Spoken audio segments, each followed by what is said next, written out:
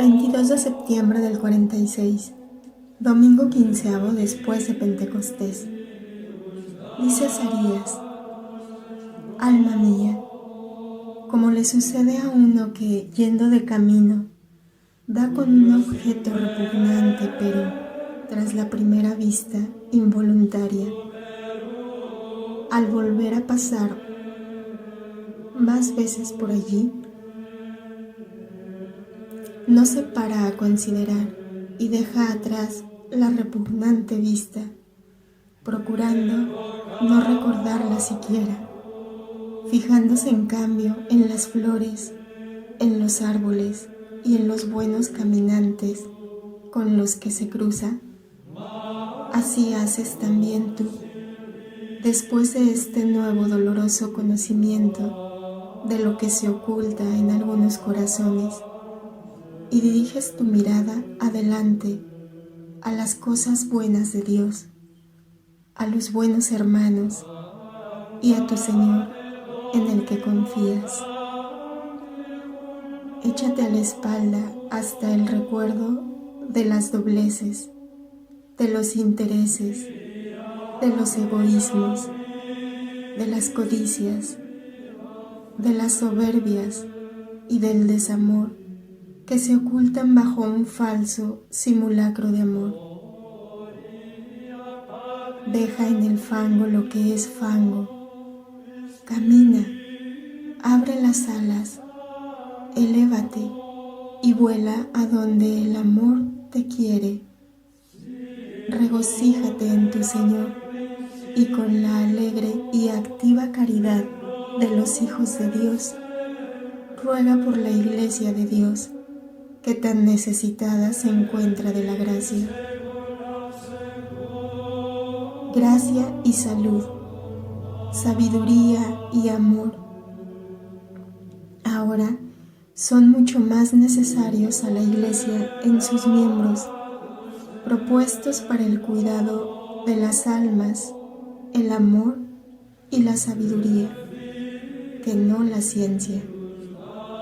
Mas abunda esta en menoscabo de las demás cosas, y la luz espiritual se apaga, sustituyendo a la misma el resplandor rojizo de sus focos humanos. Ofrece tu dolor, tu desazón, tu sacrificio y tu perdón, para que la gracia reanime a tantos espíritus que languidecen en el sacerdocio. Con esto serás tú mucho más feliz que cuanto te puede proporcionar tu misión de portavoz, ya que esta es un don que tú recibes, y en cambio tu amor, tu dolor, tu desazón, tu sacrificio y tu perdón son dones que tú entregas. Y tú ya le oíste decir al Santísimo Señor Jesús: dar es mucho más grande que recibir. Recibir impone incluso un cúmulo de obligaciones. Dar, en cambio, es aligerar el espíritu, ponerle alas y encerdecerlo con fuegos celestiales. Da, pues, sin medida y conforme a la promesa que no miente. Se te echará aquí, en el seno, una medida rebosante, y en la otra vida te cubrirá de luz beatífica. ¿Ya lo ves? Ellos se saben de memoria las palabras inspiradas, lo mismo que las evangélicas. Saben de memoria la letra, mas sin hallarse poseídos de su espíritu. ¿Y por qué esto que les impide caminar por las vías reales de la justicia? Por la flaqueza de su voluntad. Hablo de la espiritual. ¿Y por qué obstaculizar la gracia cuando no la ponen en fuga con verdaderas y serias culpas y espíritu de vanagloria. Vanagloria por la reelección en el cargo. Vanagloria por la facilidad de palabra en la predicación. Vanagloria por la realidad de una virtud que en un principio existió y que después se relajó, pero que le creó una fama de santidad aceptada por quienes la han llegado a conocer después de haber ésta decaído. Y vanagloria, por último, derivada de la propia prestancia física y del saber adquirido. Vanagloria por los éxitos alcanzados, por las iglesias construidas y los conventos fundados. Vanagloria, vanagloria, vanagloria. Sí, si vivimos del Espíritu, caminaremos según el Espíritu, sin invocaciones ni envidias mutuas, dice el apóstol en la epístola de hoy. Hagamos una confrontación de situaciones. Por un lado estás tú, con tu desinteresado despojo de cuanto podía proporcionarte gloria, incluso humana. En esto te tentó Satanás una y otra vez. A ti, de mente y posición elevadas, no podía tentarte sino en esto, y lo hizo. A ti, con apuros económicos y necesidad de cuidados, era fácil asaltarte suscitándote el miedo, al día de mañana y haciéndote ver el provecho que te reportaría la publicación de una obra tuya. He aquí cómo el tentador, para hacerte caer, provocó tu parte moral y tu parte material, el orgullo de la mente y de los apremios de la carne, de no haber aceptado su malvado consejo, mintiendo a Dios y a los hombres y robando a Dios, todo habría terminado. ¿No llegaste a advertir cómo el ordenamiento del verdadero evangelio se inició después de que tú hubiste superado las tentaciones suscitadas en el sentido de apropiación indebida y de ánimo, de lucro y de gloria? Primero, hubiste de vencer para después poseer. Observemos ahora el otro lado, sin mérito alguno de su parte. Dios les ofreció un don poniendo algunas cláusulas. Si hubieran meditado las palabras que acompañaban al don, habrían comprendido que no eran sino la prueba de su espíritu. Severa la alusión a la otra orden, a la que tu espíritu tendía y tiende por una verdadera vocación, que el pensamiento inescrutable de Dios ha contrarrestado. ¿Por qué? Te pregunto yo, siendo franciscana en tu espíritu desde la infancia, tan del todo franciscana, fielmente franciscana, por una deplorable falta de interés de tus hermanos religiosos que no se ocuparon de ti, hubiste de aceptar la imposición de otra tercera orden no solicitada por ti. ¿Por qué no fuiste, ni preguntada siquiera, en asunto de tanta importancia? Es tu continuo porque cuando besas los 2 escapularios, ese porque lo sabrás en el cielo. Dios, recuérdalo siempre, se vale de terceros para probar a los primeros. Y en esta frase tienes la explicación que por ahora se te puede dar. Severa fue la alusión a la otra orden, que debió hacerles reflexionar, lo mismo que las cláusulas unidas al don condicionado de a las mismas. No lo hicieron. La vanagloria les aprisionó con sus tentáculos, destrozando la caridad, la justicia, el discernimiento y la obediencia. Hízoles crueles, envidiosos, provocadores y torturadores de una inocente. ¿Te habla a ti, Pablo, o les habla a ellos? A ellos les habla como a quienes debieran ser maestros en el espíritu. Tú no puedes hablarles a ellos, cada cual en el lugar que le corresponde. A ellos les hablan por ti la sabiduría y tus actos, y esto en vano. Mas Pablo, el apóstol de las gentes, sí puede hablarles a ellos, con caridad, pero con firmeza. Él les dice: si uno cometiere algún yerro, instrúyele con espíritu de dulzura. He aquí cómo yerran en su juicio equivocado, que no es sincero. ¿Dicen que puedes estar engañada? Pues entonces, ¿por qué no te indican con amor en qué? ¿Por qué?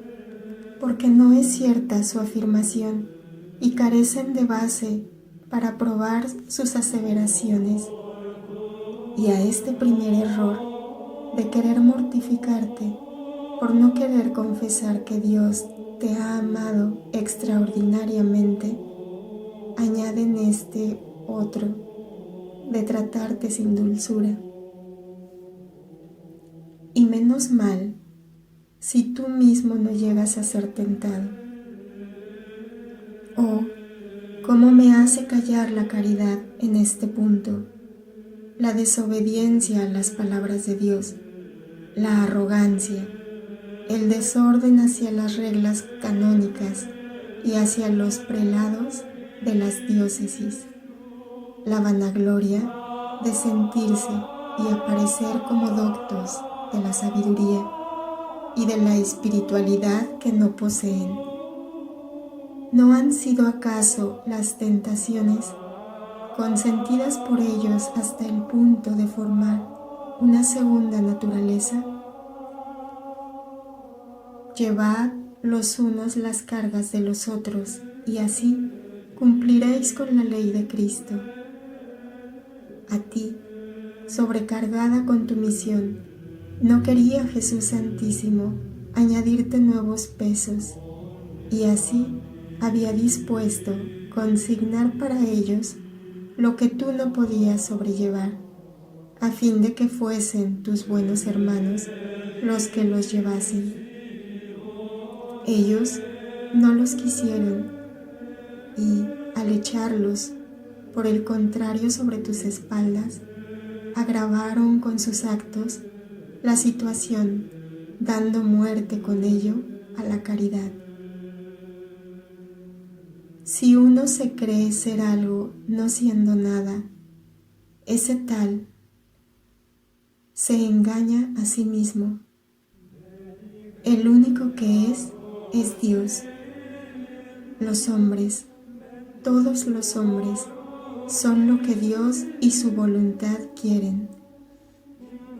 Dios escoge sus instrumentos y a sus siervos, y si ellos responden a sus llamadas y a sus órdenes, entonces vienen a ser lo que Él quiere que sean.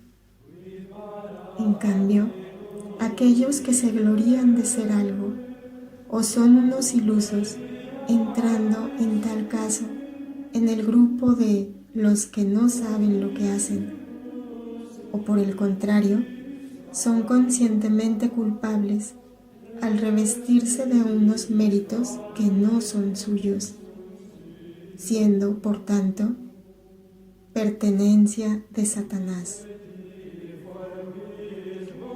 A los ilusos les aconseja Pablo que cada uno examine sus propias obras y así habrá de gloriarse tan solo en sí mismo y no por los demás, puesto que cada cual debe llevar su propia carga.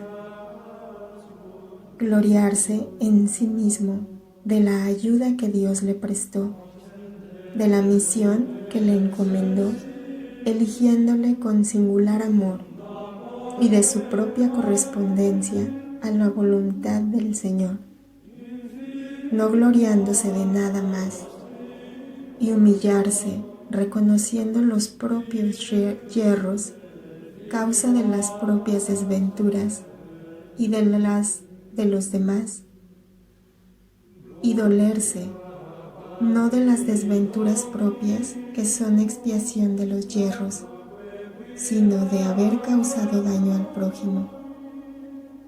A los avaros y envidiosos que adquieren con codicia y dan un destino injusto a lo que adquieren, Pablo les dice: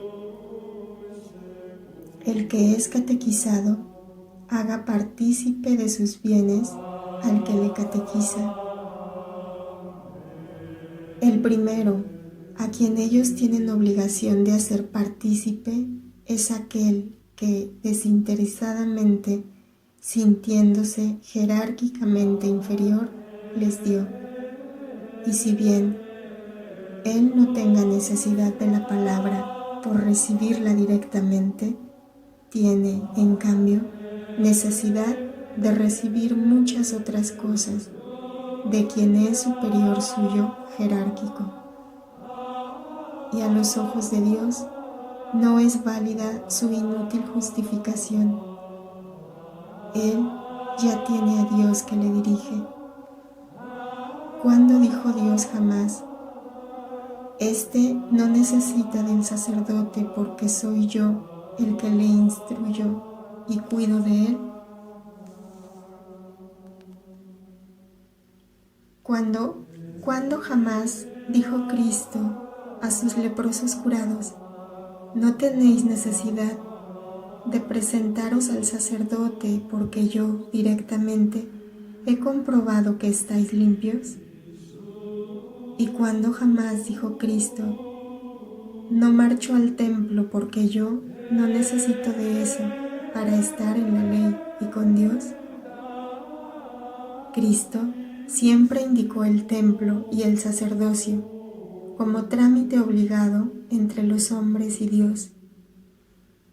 El que se niega a tutelar un alma porque Dios hace uno de ella es un desertor de su propia milicia. No queráis engañaros. Oh, ¿qué vale decir: somos al presente nosotros los que decíamos estas cosas? También algunos aparatos y animales repiten las palabras que se les enseña o transmite, mas ¿son acaso los aparatos y los animales los que formaron esas palabras con su propio pensamiento? El mecanismo o el habla del papagayo pueden tal vez decir: lo que digo es mío.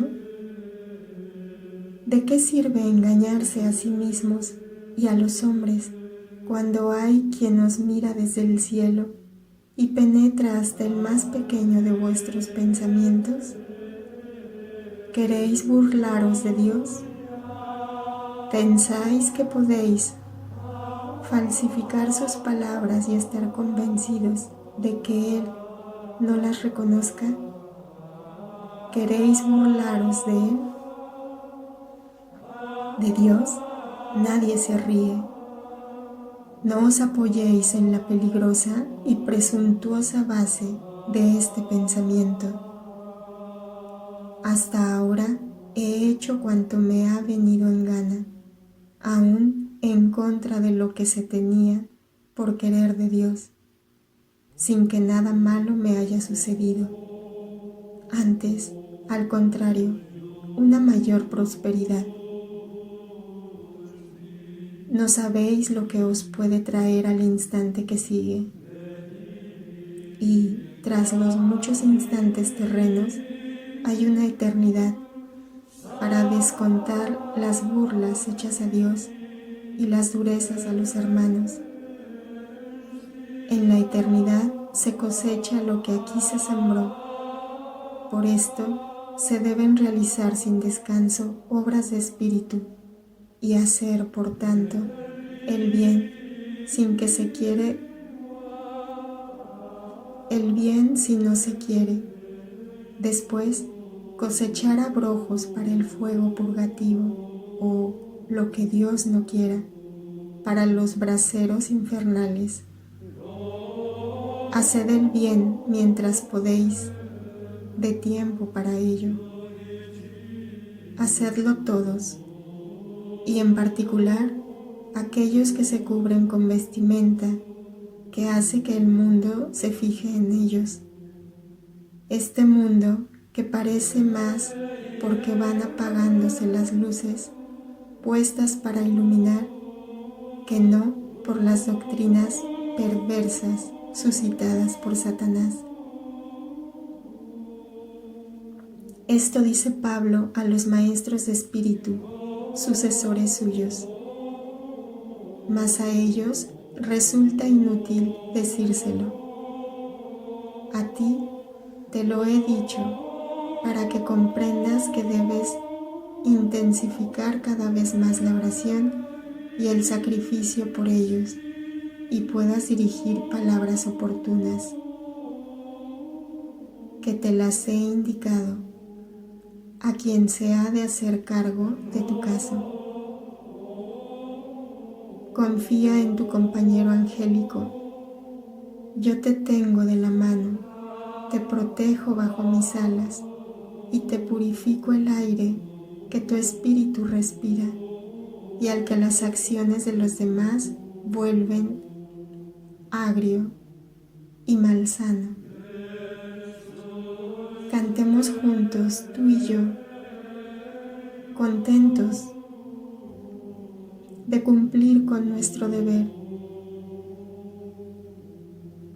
Cuán bello es alabar al Señor y cantar himnos a su nombre para proclamar por la mañana su misericordia y su fidelidad durante la noche. Cuán bello tributar alabanzas a aquel que nos escucha, nos asienta sobre la roca y nos guía por caminos seguros. Este es, alma mía, el cántico nuevo que Dios pone en tus labios con la liturgia de hoy. Gloria al Padre, al Hijo y al Espíritu Santo.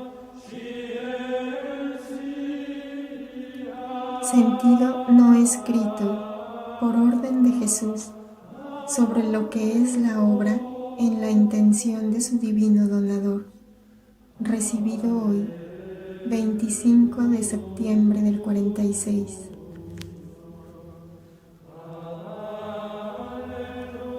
«8 de septiembre del 46. Jesús Santísimo me explica por qué Satanás trata de impedir el que yo pueda escribir los dictados sobre el Evangelio de San Juan. Sentido secreto. 29 de septiembre del 46, domingo 16avo después de Pentecostés. Dice Azarías: el Señor, que te amaestró desde tu más tierna infancia y del que tan solo amor recuerdas haber recibido, me dice que, en atención a tu debilidad y para no repetir lo que para ti es un recuerdo doloroso, sea la epístola lo único que consideré contigo. Tú has hablado con Dios y Él te ordena que guardes para ti exclusivamente lo que te ha dicho. Obedezcamos, pues. Debería desarrollar el argumento del introito, mas a la razón todo está ya dicho.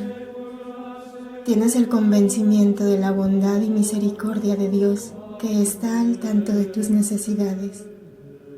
Nada más hay que decir que no sea superfluo y penoso para tu debilidad, mas resulta consolador escuchar al apóstol. Él se dirige a ti con sus palabras de maestro paternal. Os exhorto a que no decaiga vuestro ánimo por las tribulaciones que por vosotros padezco y que son gloria vuestra. Así pues, que tu espíritu les diga a tus miembros, a tu carne y a tus órganos, agotados y languidecientes, con un sufrimiento de muerte. Os exhorto a que no tembléis por lo que yo sufro y que, de rechazo, vosotros sufrís, porque mi sufrimiento lo es también vuestro y motivo de vuestra gloria. ¿Con qué brillarán un día, en el día eterno, los cuerpos de los santos?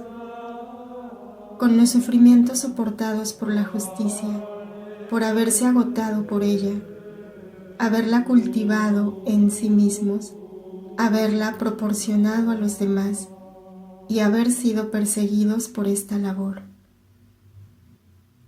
Aquellos que enseñaron a muchos la justicia brillará como estrellas por toda la eternidad. Dice Daniel, y la sabiduría, los justos brillarán. Correrán como chispas por un cañaveral, juzgarán a las naciones, dominarán a los pueblos, y el Señor reinará en ellos eternamente. ¿Y qué es lo que promete el Verbo en las bienaventuranzas? Gloria, luz, felicidad y paz a cuantos lloraron y sufrieron por su fidelidad a la justicia.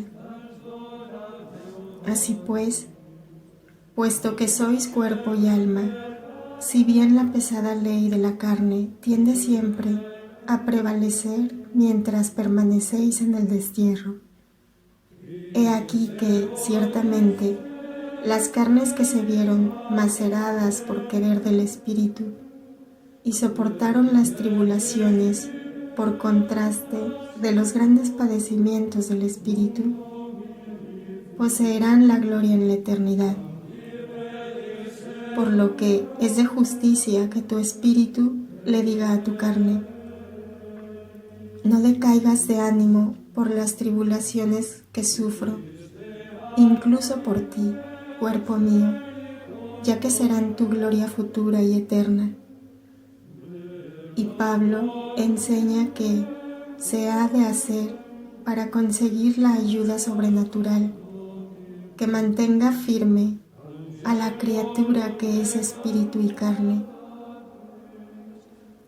A tal fin, doblo mis rodillas ante el Padre de nuestro Señor Jesucristo, para que os conceda que, corroborados poderosamente por medio de su Espíritu, de modo que habite Cristo en vosotros por medio de la fe, y que, arraigados y fundamentados en la caridad, podáis comprender con todos los santos lo que supera toda ciencia, esto es, la caridad de Cristo, y así os veáis repletos de toda la plenitud de Dios. Dios es caridad. El que tiene caridad tiene en sí a Dios. Jesús Santísimo, te lo tengo dicho. Es el compendio de la caridad de las tres divinas personas. Por eso, quien tiene en sí a Cristo, se encuentra repleto de la plenitud de Dios. En la antigua ley, en el tiempo antiguo, los hebreos tenían al Padre, que llamaban el templo con su gloria, y al Espíritu Santo, que alguna que otra vez llenaba de sí a determinada criatura.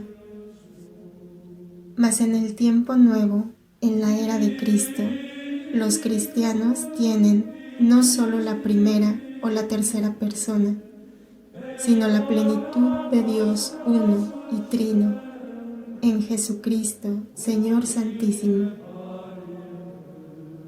La tienen por la gracia y por los sacramentos, y en particular por el sacramento del amor, en el cual, junto con el cuerpo, sangre, alma y divinidad del Verbo encarnado, están el Padre y el Paráclito, inseparables de la divinidad de la segunda persona, en virtud de la sublime unidad de tres dioses, que son un solo Dios.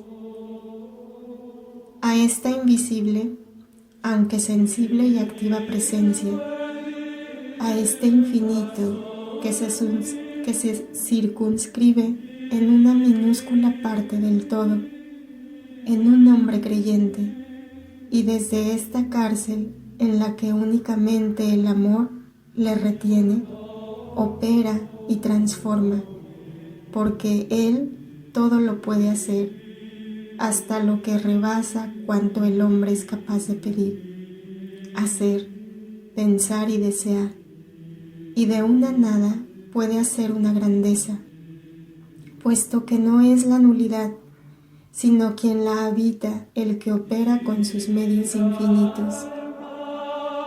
Se le debe atribuir la gloria que le es debida y la confianza de quien se ve sostenido por una fuente y guiado por un sabio que, al parecer, no está. Que en esta confianza encuentre paz tu espíritu y fortaleza tu cuerpo para la lucha gloriosa que consigue la vida a través de la preparación del dolor y de la muerte. Gloria al Padre, al Hijo y al Espíritu Santo. 5 de octubre del 46. Elevación que no escribo, por orden de Jesús Santísimo, sobre las maravillas de la creación. 6 de octubre del 46. Domingo 17º después de Pentecostés. Dice Azarías: tanto en las grandes como en las pequeñas cosas, siempre te trata Dios con misericordia, con paternal misericordia, exigiendo de ti únicamente la obediencia, porque, consiguiente a la obediencia, viene una vida sin mancha voluntaria y una conducta ajustada a la ley del Señor y a su querer. Dios Santísimo, nada que no sea el bien de sus hijos puede querer, y por eso el que obedece a su querer practica el bien con la medida de su capacidad, y Dios se conforma con esa proporción por ser equivalente a la totalidad de cuanto la criatura puede dar. Y aún reporta un nuevo fruto la obediencia, el de unir estrechamente con Dios. Dichosos aquellos que pueden decir lo que Jesucristo a quien le reconvenía: yo siempre hice y hago lo que quiere el Altísimo.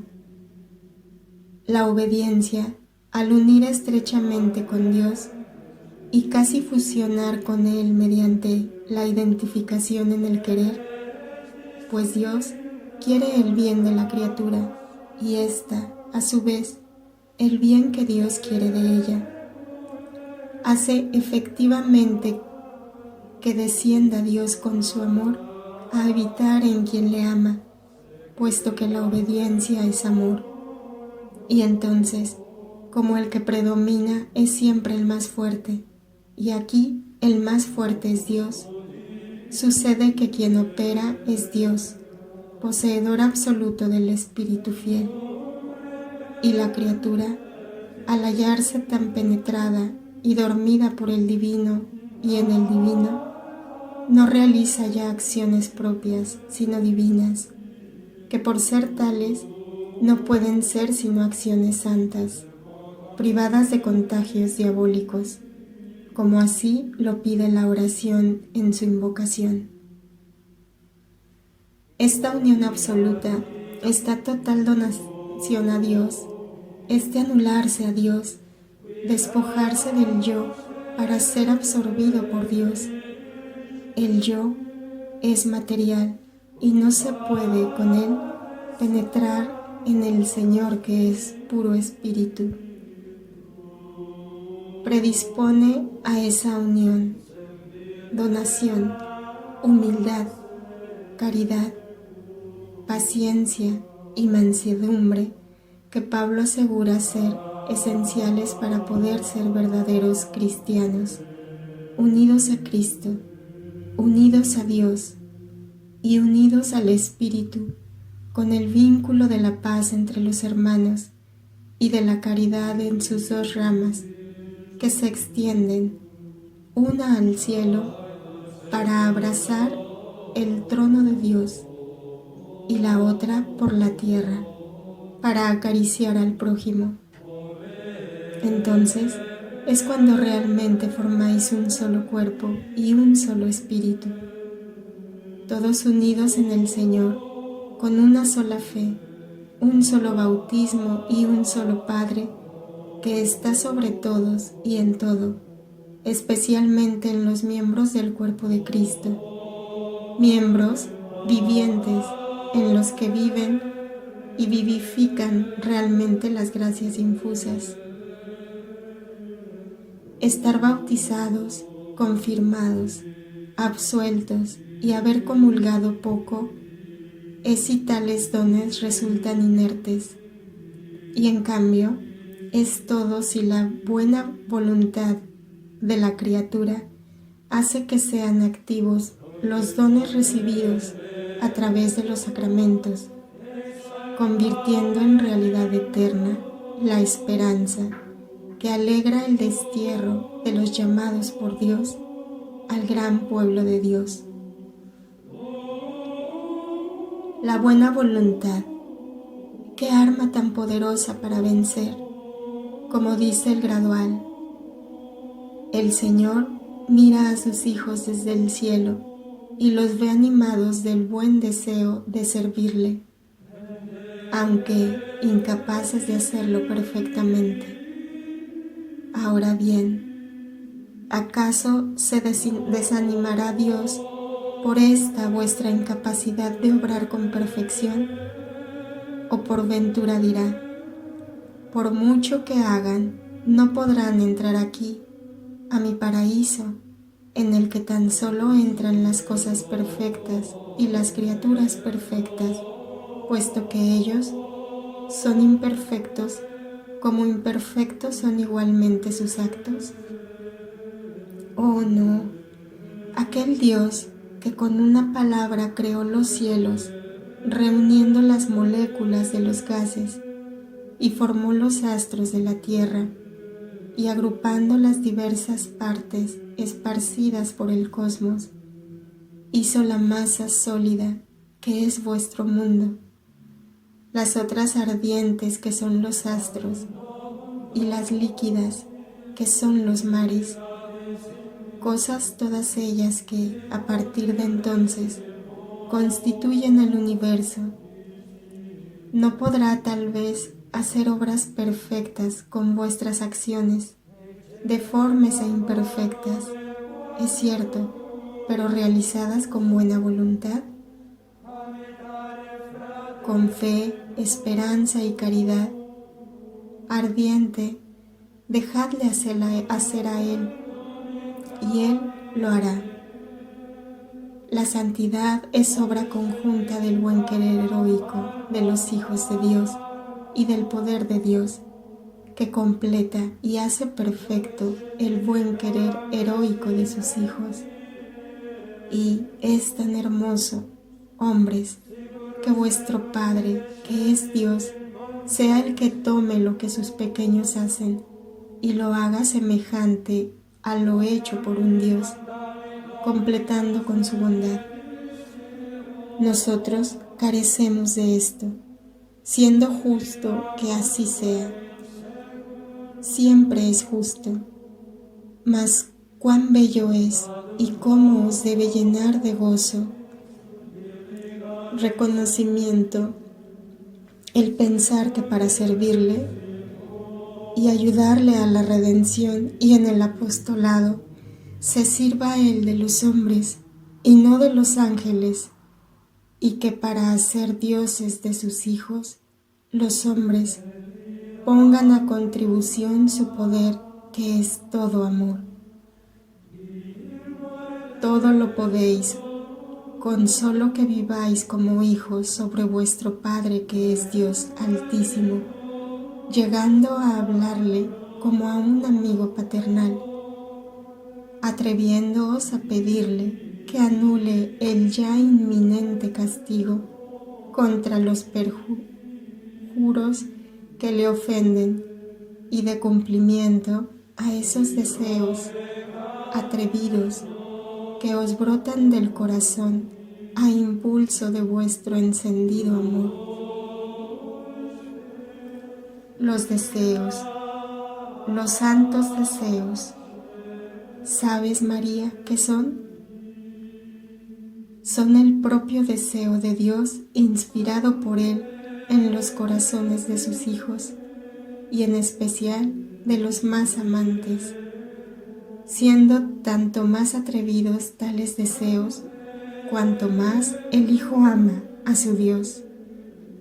Y así, el deseo de Dios, inspirado por Él y acogido por la criatura amante, es lanzado como flecha de oro a los pies de Dios, y el Espíritu, a su vez, sube tras ese dardo precioso para pedir las cosas que a la humanidad se le antojan, locuras, pero que son acciones del amor.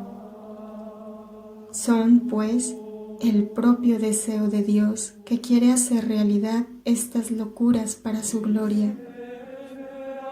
Oh, vosotros, amadores, que hacéis vuestros los deseos de Dios hacia vosotros, sois los sublimes locos en el seguimiento del divino Jesús, locos de amor hasta la muerte de cruz.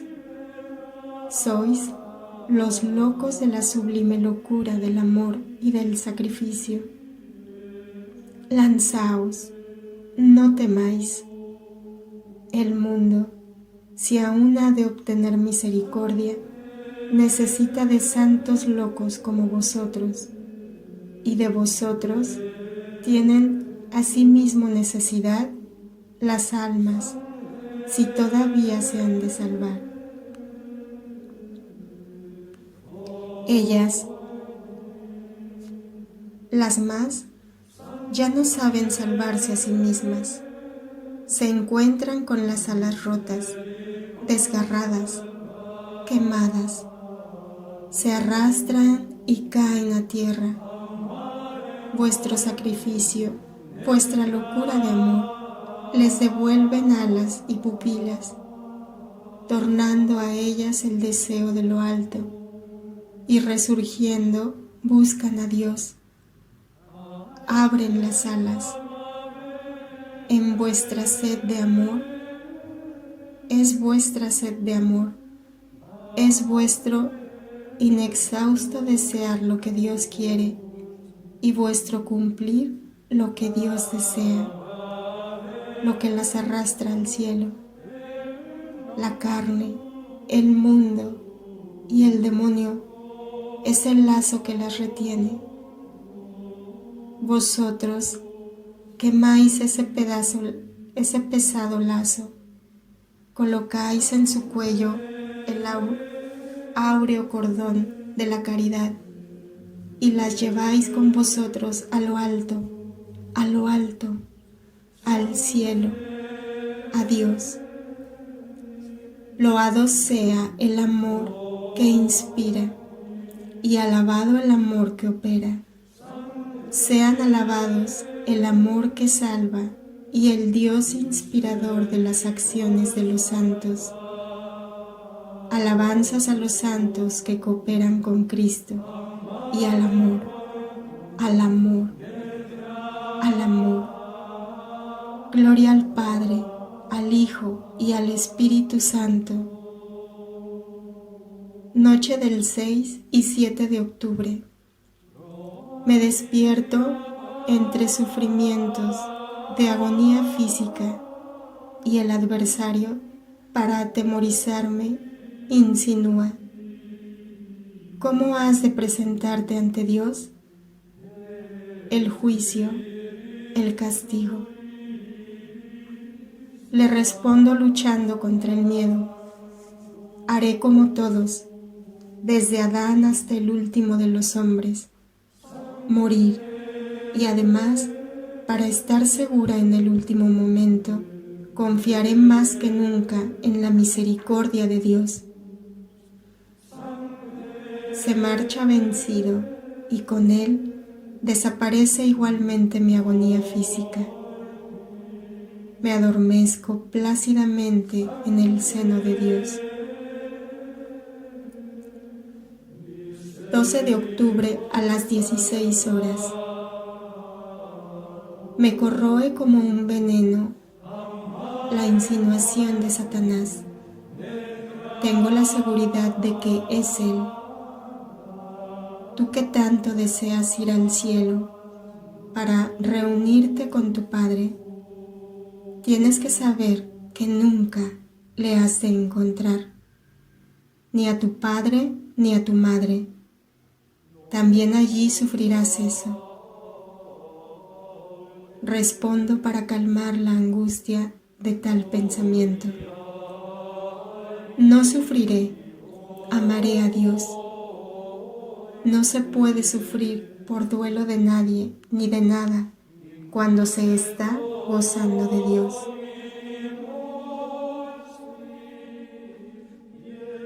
...13 de octubre del 46...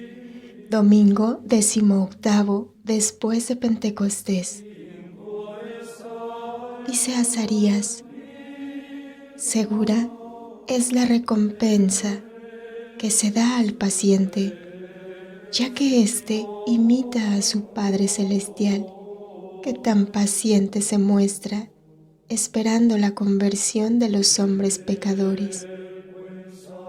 Si bien después encuentra la recompensa a su paciencia amorosa en el gozo que le proporcionan sus salvados. La imitación de Dios, al ser amor en acto, alcanza siempre recompensa de Dios. Y mientras dura este vuestro día terreno, esta recompensa se cifra en una paz profunda del espíritu, paz que desconocen quienes no saben servir al Señor. Y más allá del corto día terreno, la recompensa será gloria eterna y gozosa. Otra recompensa del que sabe ser paciente es la concesión de las gracias solicitadas, que podrán ser aplazadas, pero que, tarde o temprano, se conceden, y siempre en el momento oportuno. Abandónate, pues, con plena confianza a la misericordia que te ama, te dirige y dirige tus asuntos más queridos, y con ello agradarás tanto a Dios que todo cuanto te urge se resolverá en bien, ya que siempre será Dios el que tome en sus manos tus cosas, haciendo las suyas. Si de esta suerte acertaran a conducirse todos los hombres y se dejaran mover por la sapiente misericordia, cual fino sendal que ondea al soplo del viento, así fuera éste de ligero como la brisa en la que el profeta percibió a Dios. Se encontrarían transportados al cielo, sin saber cómo llegaron allí. Lo mismo que un niño que, aun siendo incapaz de caminar, puede alcanzar la cumbre de un monte y gozar del sol, de la inmensidad del espacio y de la floresta al ser portado allá arriba por la madre en el dulce cobijo de sus brazos. Meditemos a Pablo. Ser testimonio de Cristo, ratificado en medio de los fieles, no quiere decir que tales fieles hayan recibido el bautismo y los demás sacramentos, sino que sus obras dan testimonio de su condición de imitadores de Cristo.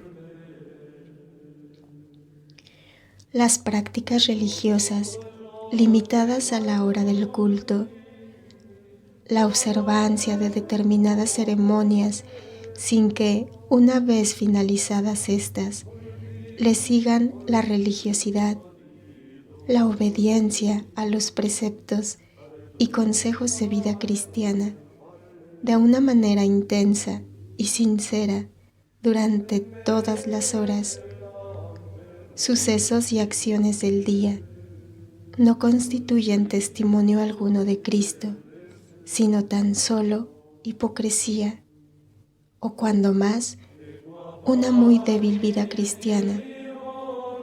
Si tal hicieseis, y así son los que de tal modo se portan, seríais semejantes a esos niños cacoquimios que de la leche y cuidados maternos únicamente se aprovechan de un mínimo, apenas suficiente para no morir, pero insuficiente para crecer, quedando reducidos a seres atróficos, sin movimiento y sin fuerza, expuestos a todas las enfermedades, hasta que un desarreglo en la nutrición o un ataque de los elementos los mata. Suerte idéntica es la de aquellos espíritus que no transforman en jugo vital cuanto les viene a través de los sacramentos y se limitan a recibir sin esforzarse en nada, siendo parásitos que vegetan pero no viven, inválidos en el cuerpo vital de Cristo, destinados a morir porque, al ser tibios, abúlicos y estériles, son presa fácil de todas las infecciones espirituales y, al ir debilitándose progresivamente, terminan por perecer como plantas que tienen dañadas sus raíces. Pablo, maestro insigne de la doctrina del cuerpo místico, cuya cabeza es Cristo, regocijándose con sus corintios por el testimonio que dan de Cristo y de la vitalidad magnífica de los miembros vivos y voluntariosos, se congratula por ello, mas no por los parásitos que vienen a ser un peso y un peligro para los demás, amén de un escándalo y una ofensa para Dios, pues, al ser ni tibios ni calientes, los lanza de sí, como dice el Apocalipsis. Pablo se alegra, viendo confirmado por las virtudes de los cristianos el carácter cristiano de los corintios, hechos ricos en todo, en el don de palabra y de ciencia, por la gracia de Dios alcanzada por Cristo y mantenida y aumentada por los méritos de la criatura de buena voluntad. Se alegra por ello y les exhorta a ir creciendo más y más en Cristo, succionando y asimilando los jugos vitales del cristianismo, que es vida y no formulismo, que es verdad y no hipocresía, que es camino y no ciénaga en la que se hunde y se queda, y así no falte en ellos don alguno. Tengo explicado, ya que los dones viven de verdad únicamente cuando la buena voluntad de la criatura los hace vivir, de modo que se encuentren sin culpa a la venida del Señor, sin culpa más grande, cual es la de haber menospreciado los dones infinitos de Dios, descuidándolos hasta el punto de no hacer de ellos vida de la propia vida y perfección del Espíritu, faltando por ello en todas las virtudes y llegando a no permanecer en la fe, en la esperanza, en la caridad, en la fortaleza, en la prudencia, en la justicia y en la templanza, cediendo, por el contrario, a los halagos del demonio, del mundo y de la carne, espíritus decaídos o muertos, más bien del todo, para lo que fue en vano el sacrificio sobremanera penoso de Cristo.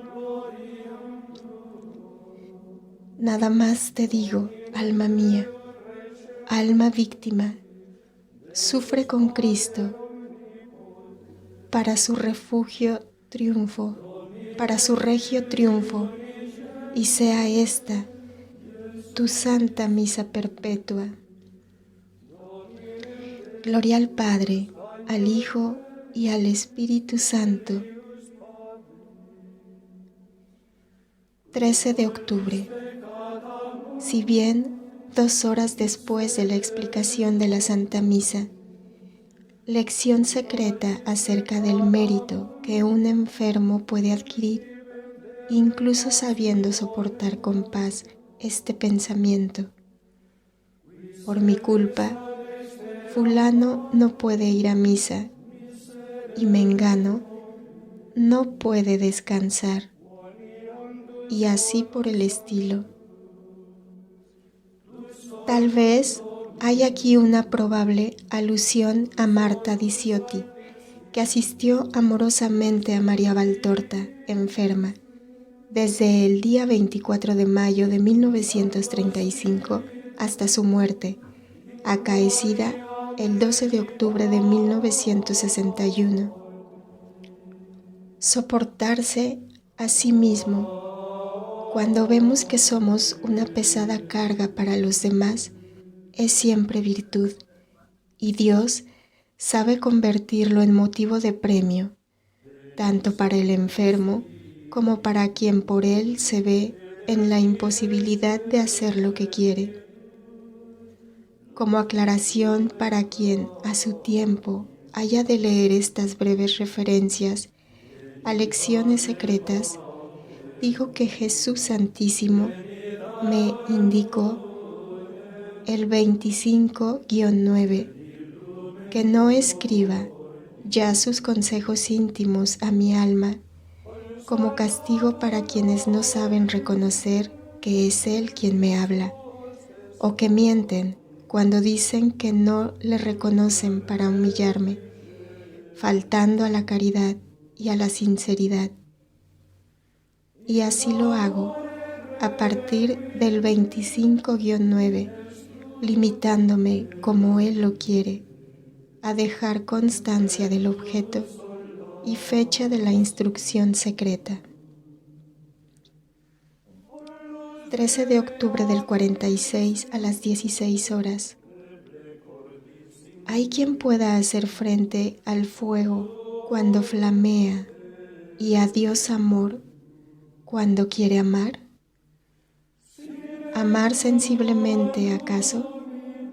No, y lo experimento.